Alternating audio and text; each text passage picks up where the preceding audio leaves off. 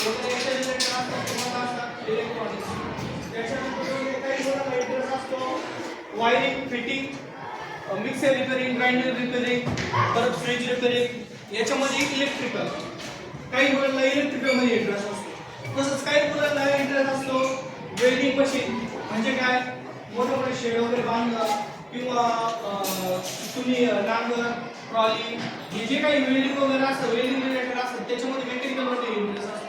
पण मुलं काय करतात, मेकॅनिकलमध्ये इंटरेस्ट आहे पण त्याच्याबद्दल तुम्हाला दिशा नसते माहिती की हे झाल्यानंतर काय करायचं.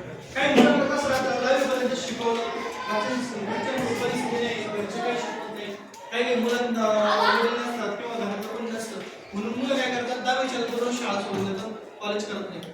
त्यांचं काय होतं, नुकसान होऊन जातं.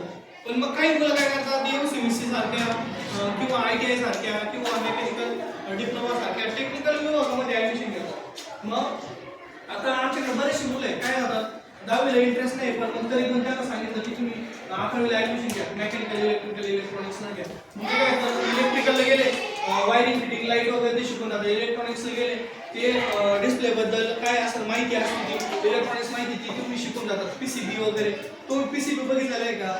मोबाईलमध्ये एक किट असतं, पूर्ण एक प्लेट सारखं किट असतं, बघितलेलं आहे. टीव्ही मध्ये सुद्धा असं प्लेट सारखं एक किट असतं, हिरव्या रंगाचं, पिवळ्या रंगाचं किट बघितलेलं आहे. चार्जर तुम्ही कधी तोडलेलं बघितलेलं आहे? चार्जरमध्ये एक किट असतं, काय असतं त्याला काय म्हणतात, PCB. ते सुद्धा इलेक्ट्रॉनिक्स रिलेटेड. त्याच्यानंतर मेकॅनिकलमध्ये तुम्ही ज्यावेळेस येतात त्यावेळेस तुम्हाला काय होतं, काय होती माप घेण्याची पद्धत ही तुम्हाला पहिल्यांदा शिकवली जाते.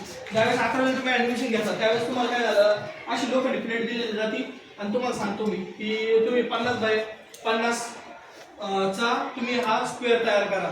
म्हणजे हे तुम्हाला असं वाटतं का, असं बघितलं ना तुम्ही काय म्हणता, सोपं आहे बरं.